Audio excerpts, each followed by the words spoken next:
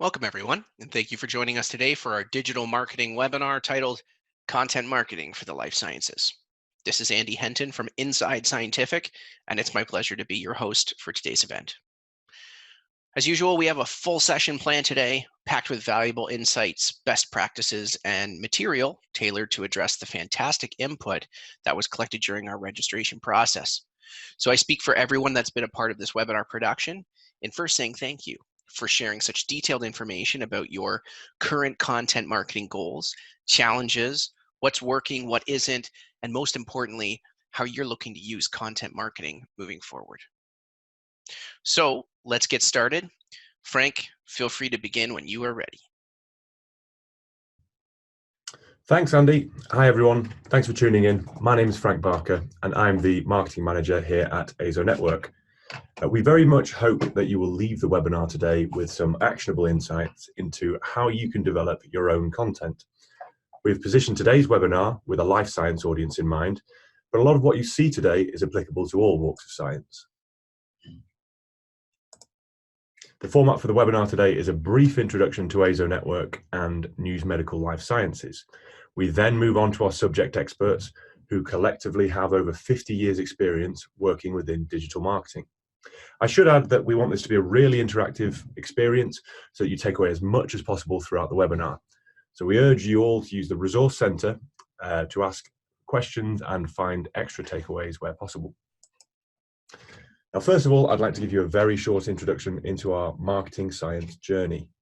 Now, back in 2001, having worked in the advanced ceramics industry for over a decade in the 90s, our founder, Dr. Ian Birkby, recognized that engineers, designers, and scientists often required educating in the potential uses and applications of advanced materials before they could utilize them in their products and processes.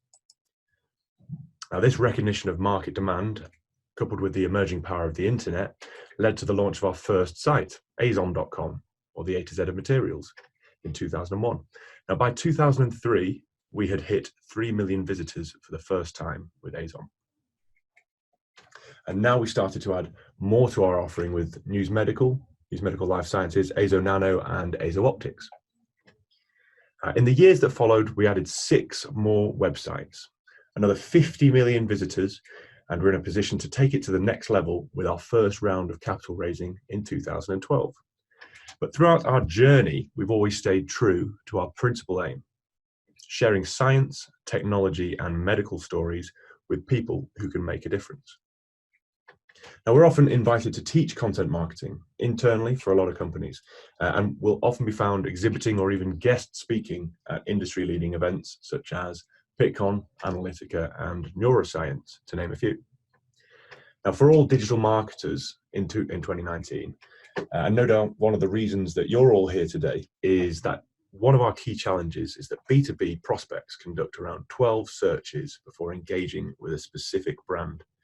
Quite simply, if you're not there during every stage of the buyer's journey, someone else will be. Now, across the AZO network, we're fortunate enough to have around 6 million people per month interacting with over 700,000 content items. Consequently, this big data allows us to generate many insights. One relevant example being that around 62 million visitors a year find content on AZO Network using search engines. And we share many of the same problems as everyone in the audience today. And we also use our vast audiences to gather survey data and gain insights into scientific marketing. In a recent survey of people who purchase scientific products and services, we found that 76% of scientists said that online publications had influenced their decision to buy. Or similarly, around 84% of scientists and researchers said that application notes had influenced their decision to buy. Now, over the years, we've developed a strategy to simplify how to market science. Now, this strategy is based on what we call our circle of success. Create great content, use targeted distribution methods, whether it be via email or the web or mobile, and analyze the results for improvement. Although the core principles of digital marketing remain true, the tactics have shifted in an ever-enduring effort to gain exposure online. If you're a marketing professional working for a scientific company, then you'll appreciate that generic B2B marketing guides available don't always offer applicable or usable insights into the nuances on marketing scientific products or services. So we hope during the course of this webinar, you find practical insights into creating content for a life science and a wider science audience. I'm now going to hand you over to my colleague James Eyes, who's going to talk to you about practical insights in creating content. Thank you, Frank. Welcome everyone joining us today. My name is James and I'm the Editor-in-Chief for News Medical's life science and medical website, newsmedical.net. News Medical has over 5.7 million visitors every month, of which over 1 million work directly in the life science industry. It's important for us to stay ahead of the game when it comes to content. Throughout the webinar sign-up process, we gathered a lot of feedback about the greatest content marketing strategies that many of you are facing on a day-to-day basis. Out of everyone who registered, 65% highlighted content production, optimization, and in-house resources as an issue. Although there's no magic wand we can offer to solve all these problems overnight, we do have a huge amount of experience creating well-optimized content for a scientific audience. Today, I'm going to take you through some practical insights and hopefully send you away with methods and tactics for tackling some of your content challenges. So let's dive in. As many of you will know, this year involved a large shift in the way that Google ranks content, and most of this was focused around EAT, or expertise, authority, and trust. While EAT updates initially affected your money or your life, medical websites, we're starting to see the latest algorithms start to affect websites that cater to other industries as well, life science being one of them.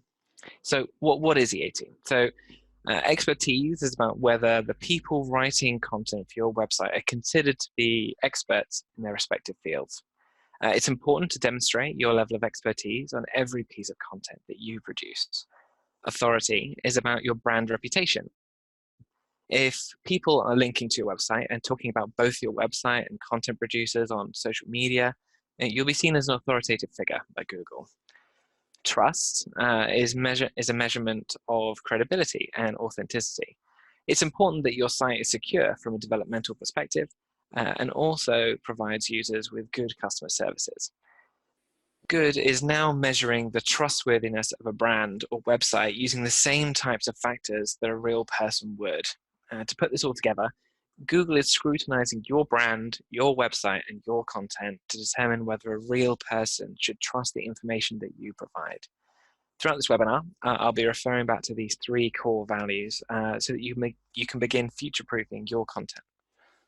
Let's start with generating new ideas for content. These statements might sound familiar. We hear this a lot from many of our clients, and it's certainly something that came through from the sign-up form for this webinar. Generating new ideas is one of the biggest challenges in content marketing, and it really shouldn't be. I would like to start by looking at how to generate content ideas. One of the easiest ways to generate new ideas for your content plan is to talk to the customer support teams for your website. If people are getting in touch with them, it can often mean they cannot find the information on your site. An easy way to answer these questions is to create an interview. Not only will this reduce the workload of your customer support team, it will also increase the trust with your audience and attract new customers. Around 5 to 10 questions is normally enough, depending on the focus of your interview. And who will answer those questions? Utilizing the expertise that you have in-house is a great way to move forward. Interviews offer a quick and effective way of gathering content from your experts in your business. It puts less pressure on the individual and gives you, as a marketing person, more control over the outcome. 10 minutes recording some answers compared to an hour or more it might take a product or application expert to write an article will save you a lot of time and effort in the long run. If interviews don't work for your audience, then you can use the transcribed answers as the bare bones of your next article. All you need to do is add the overarching narrative and create a great piece of content. Another easy way to maximize your content spend is to use Google Analytics to see what your current users are searching for on your site. If you don't have an article on these search terms, people will be leaving the site without the answers they came to your site for. Scroll down the list and see what comes up. There's a really good way of generating relevant fodder for a weekly blog or eventual big rock piece of content such as an ebook. Your customers and visitors are almost providing you with the content page, the title, and the subheadings of a great piece of content. When it comes to EAT, Google views websites that have an extensive library of content on a particular subject as experts in their field. Tools like this can help you build up your content library and better rankings as a result. If you don't have streams of Google Analytics data like this, a good alternative is to type a search term into Google and see what questions come up. Scroll down to the People Also Ask part of the page for title or topic ideas for the article that you're creating. You should also look at the style of the top 3 results to see the type of content that you'll need to compete with, and how you should position the intent of your article to be the top search result. My colleague Jess will be discussing more about this shortly. Journal articles are a brilliant source of ideas for new content, especially seeing as more and more journals are becoming open access. Look for novel applications that will get people talking and use them to support your existing product or solution offering. These can be presented as case studies if you have existing data in the same application areas. For EAT, demonstrating that your product has been used in a paper and showcasing the connection between those 2 pieces of content may enhance your position as an authority. It also helps reduce the resource requirement for creating content from scratch. Why not use what's already available to you and repurpose it for your own needs? We do this for a number of clients involved in active areas of life science research, providing a steady stream of valuable content that resonates with the intended audience. How would you find those journal articles quickly? Luckily, Google Scholar takes all the hard work out of this for you. Simply type in your company name surrounded by quotation marks and sort by the year. You can even set up alerts so that you receive an email whenever a new article is published that mentions your company or product. Now we've looked at utilizing various forms of written content. I'm going to hand over to Andy Henton of Inside Scientific, who's going to discuss a growing medium which is becoming increasingly popular among researchers: webinars. Andy? And thank you, James. Now, in terms of generating quality content and creating effective engagement with prospects and customers, we are all well aware that webinars are a proven and reliable content marketing format. However, I'd like to take a few minutes to talk about how companies can approach planning and executing their events to better support overall content creation and meeting their marketing objectives. First, let's start with post-webinar strategy. Many businesses are producing great live webinars. We know this. But they're falling short on using the on-demand resource, both immediately following their live event and in the longer term. So if your content's evergreen, which many webinars in the tech space are, we might have a fundamental principles of your technology webinar or an application workflow SOP webinar, and this is likely evergreen content. Therefore, it can provide value day in and day out. It should be marketed heavily after the fact and long term. But despite this, we see marketing efforts lacking immediately after the live webinar. It's, the event has happened and we move on to the next thing. So as this is great content, you should be showcasing it in different ways, time and time again. Also, webinar content is pinnacle content or big rock content that can be used to create smaller assets, specifically written content that will then highlight your expertise to Google and the other search engines and provide additional portals for your customers to access all these educational resources. So let's look at how webinars can be used as pinnacle or big rock content to create additional smaller assets and fill your library. The strategy is quite simple. What we suggest is planning your traditional 45 to 60-minute webinars in chapters, so the content can be easily parsed after the fact. So again, using a technology-focused or theory of operation webinar as an example, let's say we cut the full recording into the overview and fundamental principles section. Perhaps we have a handful of applications, key applications that relate. So we've got 3 of those. And then we have a Q&A at the end with our key opinion leaders. Just cutting each of those sections, 5 sections in that case, would be a first step. You could go the extra mile by actually looking at the Q&A material and cutting it down question by question.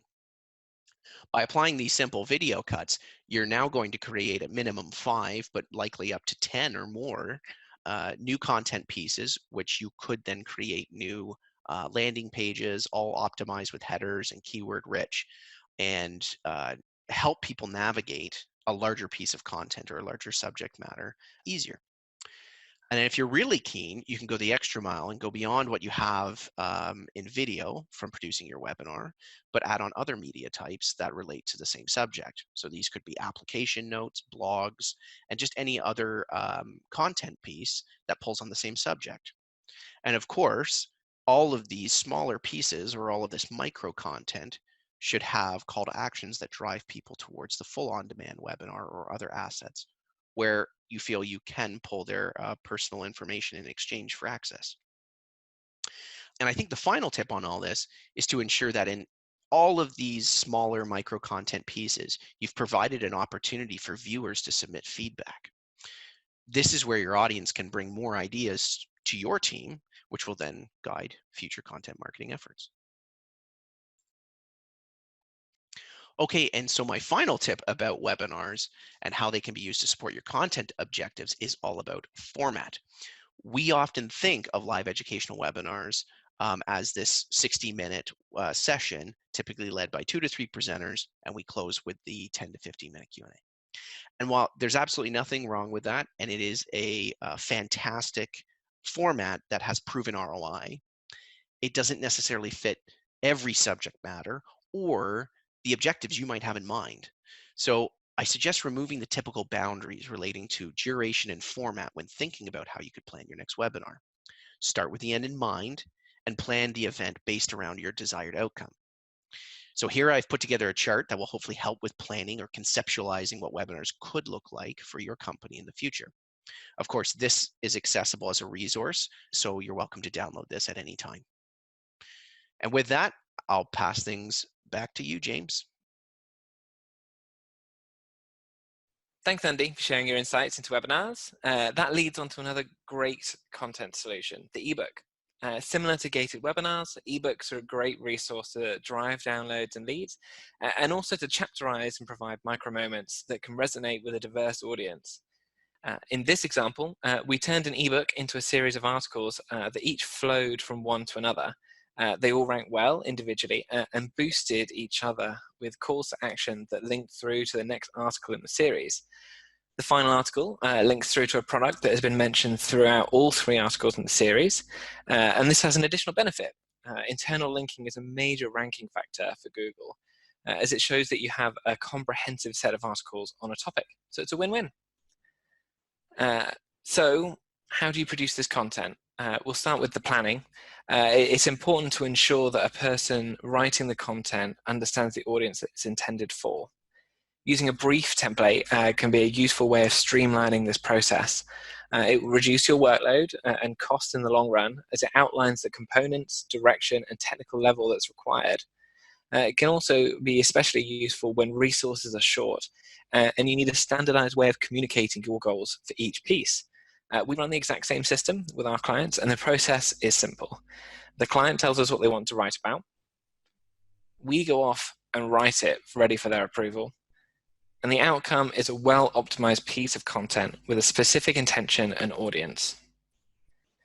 Finally, I just wanted to touch on a couple of really important content considerations in the wake of the Google EAT algo update. Expertise is vital. The great thing about scientific companies is that you have product managers and technical scientists at your disposal. It's important that you showcase your expertise.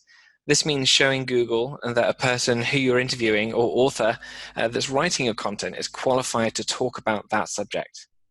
An easy way to do this is linking to a short biography from the content piece.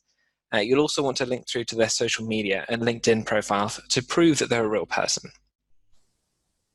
Another key challenge is knowing when to use abbreviations and when to use the full phrase. For example, attenuated total reflectance, commonly referred to as ATR, is a sampling technique used for infrared spectroscopy. However, when you type in ATR into Google, this is what comes up: a website called At the Races, along with 195 million other results. You're therefore going to struggle to rank for ATR as a keyword. When you type in the full phrase, However, relevant results appear, and there are a lot less of them, 1.3 million compared to 195 million. Now, we're going to look at the more technical side of content optimization and SEO with my colleague Jess Maloney.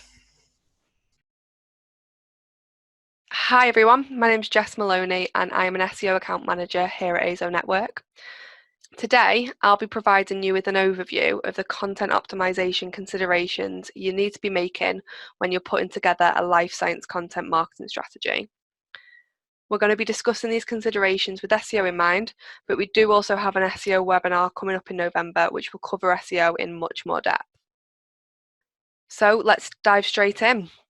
So keywords are undoubtedly the most crucial aspect of any content optimization, and without the correct keyword research and implementation, your efforts could be futile. You need to choose terms that will have the biggest impact, ensuring you get the best ROI. Google's Keyword Planner, Search Console, and third-party tools such as SEMrush and Moz should be employed here as they take so much of the guesswork out of choosing keywords. The search volume, also called average monthly searches of a keyword, should be one of the first things you discover when you're conducting keyword research. There are lots of great tools out there that you can use to determine the search volume of keywords, and the most obvious of those being Google's Keyword Planner. This is a free-to-use tool, and if you have live Google ad campaigns running, then you'll get really accurate search volumes. However, if you're not running an ad campaign currently, you will get more broader estimates. SEMrush and Moz are both great alternatives to Google's Keyword Planner, but the numbers might vary slightly as they're not coming direct from the search engine.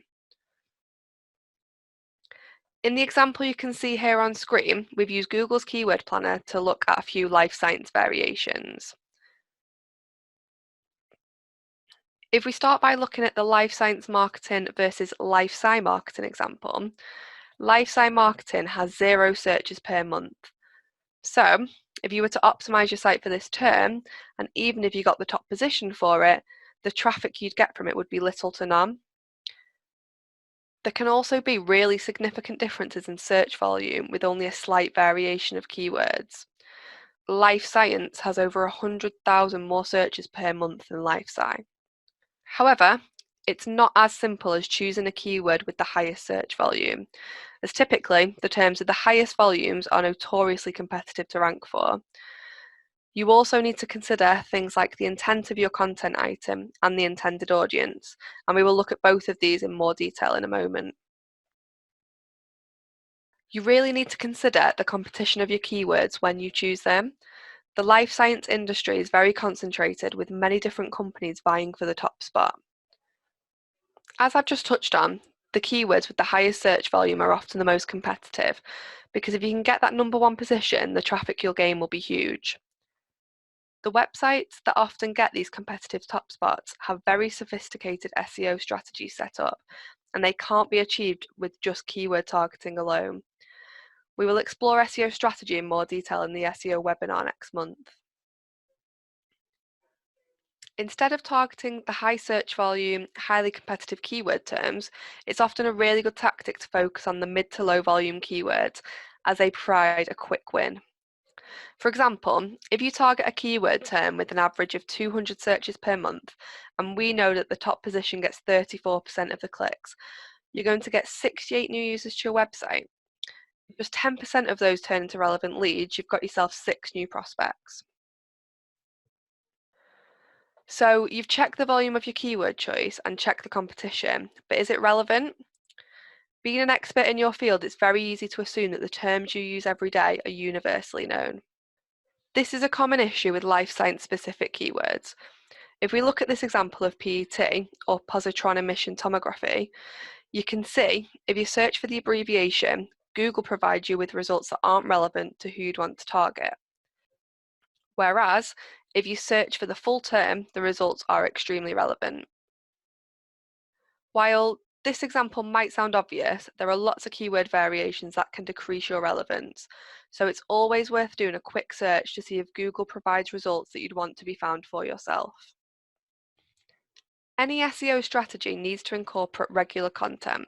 It's no longer good enough to build and optimize a website and leave it static. For every page of additional content you add to your site, you're giving yourself an extra page to optimize and an extra keyword to target. So the bigger your site, the more you can rank for and the more traffic you can obtain. This is really useful when you work in areas where there are multiple relevant keywords that overlap, such as neurology, neuroscience, or neurological problems. If you were to try and optimize one page for all 3 terms, you'd get limited results as you're diluting the keywords down. However, if you have individual pieces of content that focus on each, you'll have a better chance of ranking well.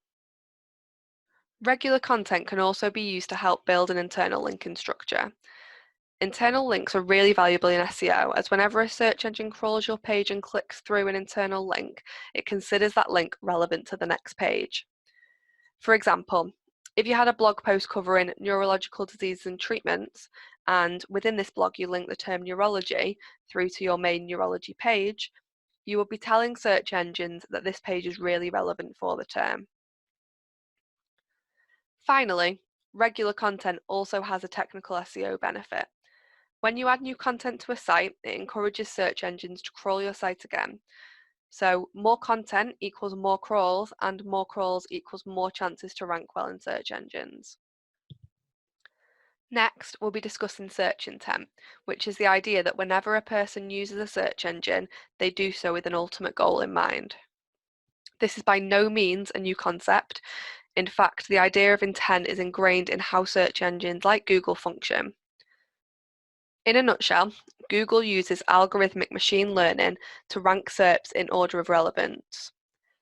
This is determined by countless parameters, including the perceived intent underlying a given search query. In 2015, Google identified just 4 categories of search intent. I want to know, I want to do, I want to go, and I want to buy. These are known as micro moments, and they've been a valuable tool in the SEO arsenal ever since. They allow SEOs to optimize content for specific keywords and to tailor that content for specific micro moments to maximize its chances of success. For example, we know from extensive market research that 97% of people conducting a search fall within the first 3 categories, which also happen to be the least commercial. Regardless, it is still possible to fine-tune your content to appeal to people who are conducting a search with transactional intent, which brings me to how SEOs actually adopted this information into their own content strategies. These 4 micro moments boil down to 3 forms of content: navigational, informational, and transactional. These respectively break down into whether a searcher intends to find a site, an answer to a question, or a particular product. Remember, SEOs aren't looking to classify or even understand the intentions of the users. We are aiming to understand the type of content that Google ranks highly based on its interpretation of search intent. We don't know that a user who types in the query atomic force microscope is looking for informational content, but we can tell from some rudimentary research that Google ranks informational content highly based on that simple search term. We can then use this information to write an informational article targeting the keyword atomic force microscope in the hopes of ranking higher in the SERPs. However, these categorizations rapidly run into problems. For one, they are far too broad and fail to prescribe for nuanced searches. A practical example might be a search for marketing science experts. Is the user attempting to navigate to a specific site or make a transaction for service? The SERPs are subsequently mixed, forming an overlap. The improvements to query refinement and the improved semantic intelligence of Google means that the SERPs are now more intelligent than the traditional micro-moment model. One model suggests that there are as many as 9 different indicators of intention, breaking down navigational, informational, and transactional queries into format-related SERPs. For example, there is a subtle difference between research-based queries and questions. Organic results for navigational search terms may be localized based on the user's IP address. Two searches for the same keyword with slightly different semantic variations may yield SERPs with totally different visual information, images versus videos. Here you'll see a quick comparison using the keyword atomic force microscope. We can search the keyword on its own, or we can add modifiers like best. The difference is a totally different SERP. Position 1 changes dramatically based on the modifier best, a signifier of commercial intent. With this information, we can deliver content that is tailored at an increasingly granular level beyond those conventional micro moments, practically guaranteeing improved rankings and user engagement. Thanks, Jess, for that fantastic section on the importance of SEO. And now we're going to pass things back to Frank Barker, who is going to talk about the role of analytics in understanding and tracking customer journeys. So, Frank, the floor is yours. Thanks, Andy. I'd like to thank all my colleagues for their contributions and try and consolidate some of the key themes before moving on to how do we really prove that content marketing can work for you. You've all seen how the circle of success forms the foundation for content marketing success. And you've also seen the importance of quality, relevant and timely content and how it can power the customer journey by providing the answers to the questions raised by your prospects and customers. Once you have generated your content, we've hopefully given you some good tips on how you can use SEO to ensure your content is found by the largest, most relevant audience. Andy provides a good intro into webinars, and similarly, we would endorse using video as a key element into your content mix. Although somewhat outside the scope of this webinar, the distribution of content via email continues to be a highly successful marketing approach. We send out around 1.8 million emails each month across over 100 subject areas and are happy to discuss what works and what doesn't in terms of open rates, calls to action, and email content, whether that's related to newsletter style content or even ultra-targeted customized emails focusing on life science activities. One other interpretation of content marketing is that it powers the marketing flywheel and allows you to attract, engage, and delight your clients and prospects. Flywheel courtesy of HubSpot. However, although the generation of terabytes of great life science content is a wonderful thing, have you really figured out why you are doing it? And has it worked? If lead generation is your goal, have you also figured out what return you are receiving for your investment? Which tools are you using to measure your goals and ROI? I'm sure that most of you are covered by the examples on this slide. You're somewhere on the spectrum between a relatively simple Google Analytics installation or even a highly sophisticated, relatively expensive marketing automation solution. If you are using Google Analytics, one tip, please figure out how to set goal and event tracking or ask an expert to help. We can help you with this. It's relatively straightforward once you know what you're doing and does help to provide insights into which content is working for you in relation to specific goals, whether that's top of funnel awareness or even bottom of funnel lead conversion. As you journey around the circle of success with your content marketing efforts, remember your role as a digital marketer is to use data analysis to turn data into insights, those insights into actions, and actions into commercial outcomes, which brings neatly onto our approach to data analytics. Now, around 5 years ago, we recognized the need to make sense of the interactions and engagement that we were generating on behalf of our clients across the AZO network by building our own data analytics tool from the ground up, which was in our particular sweet spot of marketing science. Now, this led to the development of our in-house analytics platform, AZO Intel, which I know many of you in the audience will be familiar with. So you can see from this screen grab, which demonstrates all the stats across our network, that in the last 12 months, we've had over 72 million visitors and 84 million page views, generating 342,000 plus sales leads. In addition to those headline figures, we can also drill down into specific sector data, such as academia, healthcare, and R&D. By way of example of what success can look like, let's take this article, which resides on News Medical Life Sciences, with the title, "What are lipids?" So you can see that it's a big rock piece of content that is well rated by site visitors.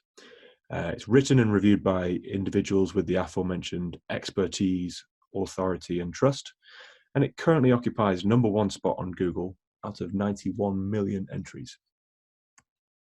When we zoom into some of the engagement stats using ASO Intel, you can see that this article is averaging around 25 visits per hour, and we can see some of the organizations viewing that content.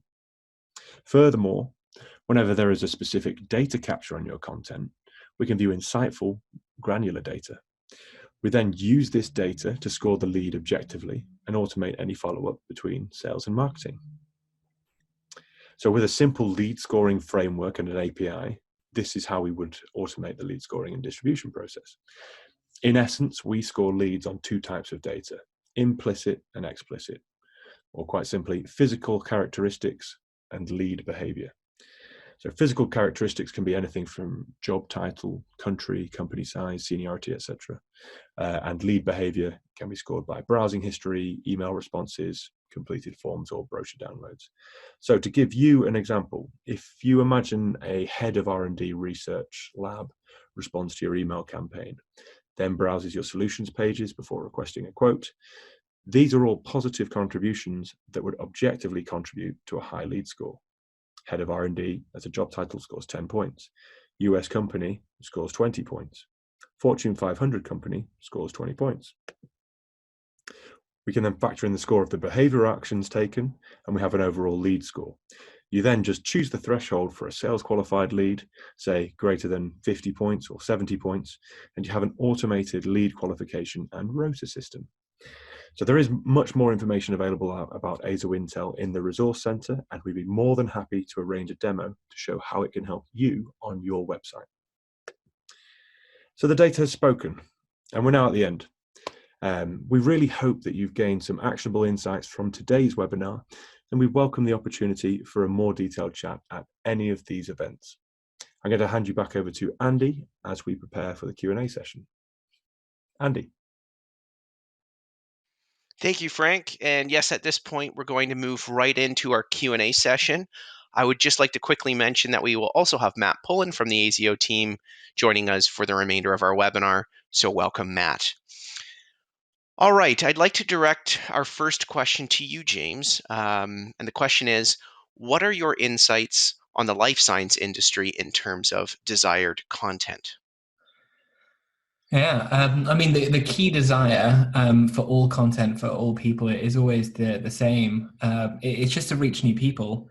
And whether that's with incredibly technical content or broad content, everyone's trying to reach new people with that to gain new leads, to sell more product. And really, when people look to produce new content, they should look at how technical they want it to go. If they're a company that has a lot of technical information, they might want to go more broad to kind of bring people in to their knowledge. And if they have a lot of broad content, they might want to focus in on the applications that they've got to really show off how their products, their services are great within the industry. But yeah, it's all to do with just getting to a greater audience. Mm-hmm. And I agree with you on the point of application. We find that a lot with the work that we do. Some of the most popular content, and this is years running on Inside Scientific when it at least comes to webinars, is the events that touch on a how-to subject matter, so they can get into the technical nitty-gritty on SOPs, best practices, and application notes. But I think it's also important that you have other content pieces that, as you say, it might be higher level, and bring them into your domain first, to then point viewers towards these more specific content pieces. Yeah, definitely. I mean, you've got to imagine that the people you're trying to reach are just not in the same stage. They're not all looking to buy right now. Some are just starting their journey. And if you can be there at every one of those points, you'll have a much higher success rate, as I think Frank mentioned earlier on. Absolutely. Any other additions from the ASO team on desired content types or media style?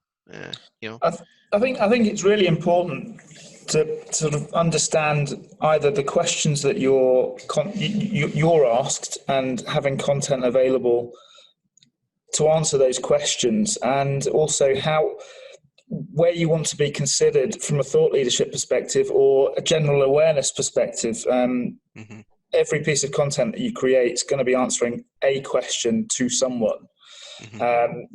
Being present and visible at that time where people are searching for that information is half the battle. Right. No, I agree. Well, I guess an extension of this question, knowing that you guys do a lot of video, are you finding that there is a desire for an increase in video as a media type to explain certain things in the life science industry? There's a really nice example I saw of this the other day. It wasn't strictly life sciences, but it was a project management tool that you might know, Monday.com. I'd been on their website maybe earlier that day, and then I was actually just checking out some of the latest baseball games on YouTube. And before I was actually able to get to the clip, it was a busy marketing manager who's dealing with a lot of projects. So it pretty much spoke exactly to who I was. And it hit me with a short, sharp series of explainer videos explaining their product and what it does. And I thought that was a really clever, effective way of really hitting me straight between the eyes with stuff that I struggle with on a day-to-day basis.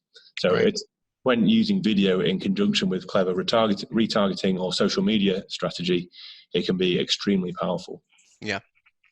That's fantastic insights on this one. A good start. Let's look at something else here, which I'm going to point again to you, James.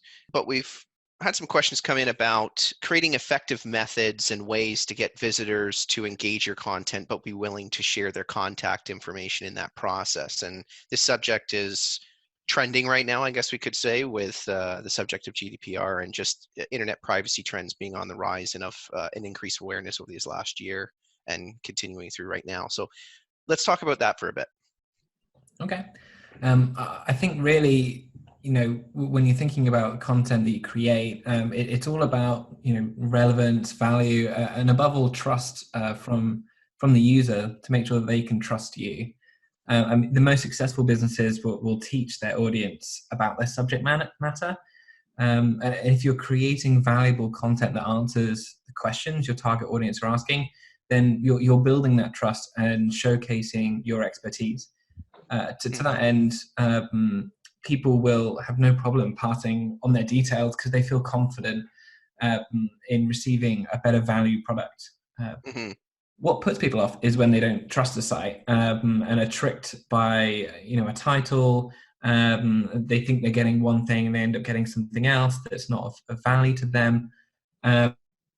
Fortunately, Google's becoming more sophisticated in ranking their pages accordingly. So this is becoming less common from a user perspective. So if you're producing relevant, high value content, you can ride that wave and see success.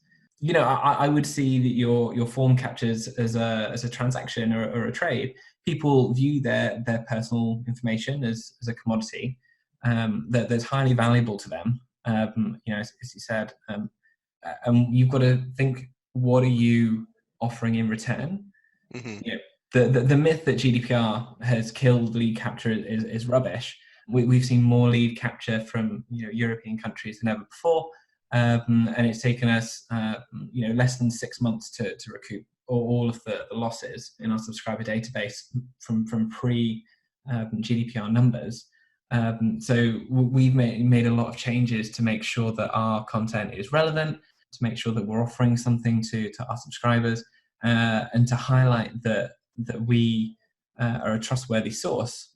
I think it helps as well that you're quite clear when people do download that they can leave at any point. That's key, really. People can come in and come out. I think that also helps to build trust as well. The fact that if your content isn't gated, and allows people to sort of dip in and dip out when they need it. That builds trust as well. And you're only going to gain their trust by, as James said, giving back. It's a trade-off, but at the same time, you're going to get them coming back because you're giving away the information freely, and all it's going to take is a name to get the information that you're looking for. Yeah. Well, and I think, what you're touching on, Matt, content, ensuring that you plan with the end in mind. And part of that planning is deciding whether a content piece should be gated or not. And that's one of the biggest errors is trust cannot be built if you don't give away something, in our case for free, that everyone knows this is a free asset. There's no need to gate this. This is a small article. This is not something that it provides value, obviously, but it doesn't provide value that meets the status at which someone holds exchanging their personal information, right? Which is what you're saying, James. So it's about actively thinking about, am I really in the position to ask for personal information on this one? Or should I just use it to build awareness, brand value, and trust? Yeah, you've got to think about your competition as well. If you're not offering something as a high value but free resource, then your competitor might be doing it, and they might be getting that engagement that leads to a sale. Right. That's right. Yeah, it's not always about lead retrieval. It's about engagement and people capturing the message that is the main purpose of the article or piece, right? Very good. Let's talk about advice and tips and tricks for smaller marketing teams. We've had a number of people interact as part of this webinar and on other initiatives that we've done where they've stressed we're a small team, maybe even just one or two people. How do we get it done?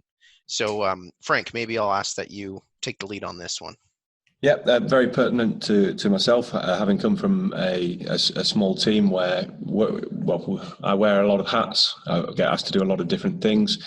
I would say, principally automate whatever processes you can, processes and workflows with lots of clever marketing automation software out there, CRM. I'd say any of that sort of stuff that can be automated, take the time to find someone who can automate that for you or do it yourself. That'll then free yourself up to focus on bigger projects. You're effectively a project manager spinning lots of plates at once. So take advantage of insourcing, which is the human capital available within your business. So if you've got PhDs and master's students and people who've done a lot of research, use them. Just get the information out of their heads and get it onto paper, get it into video, get it into webinars or infographics.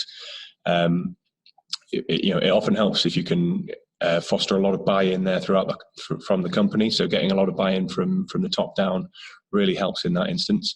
Mm-hmm. So apart from insourcing, I'd probably find some trusted partners for your outsourcing as well. So if there's, like you say, if there's a video or if there's content writing that needs doing, you I suppose spend some time experimenting, finding the trusted partners. Once you get them, hold on to them, look after them, and get it down to a set process.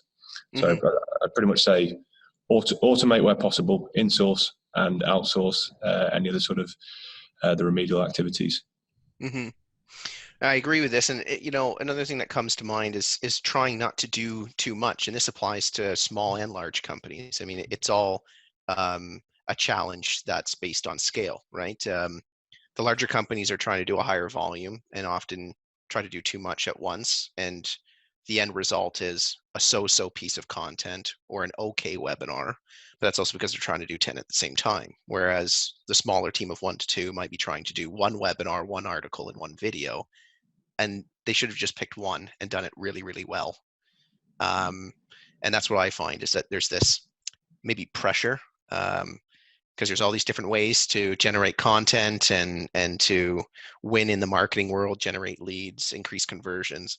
But regardless of size, you can't do it all. And so you have to pick your projects and do them well. Yeah, I'd agree with that. I think it also helps to have a sort of 12-month view as to what your plan's going to be.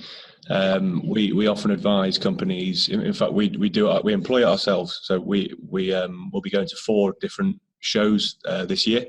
over the coming 12 months, and we will work back from those shows that we sort of hang our campaigns off the neurosciences or the Pitcons or Analytica. Right.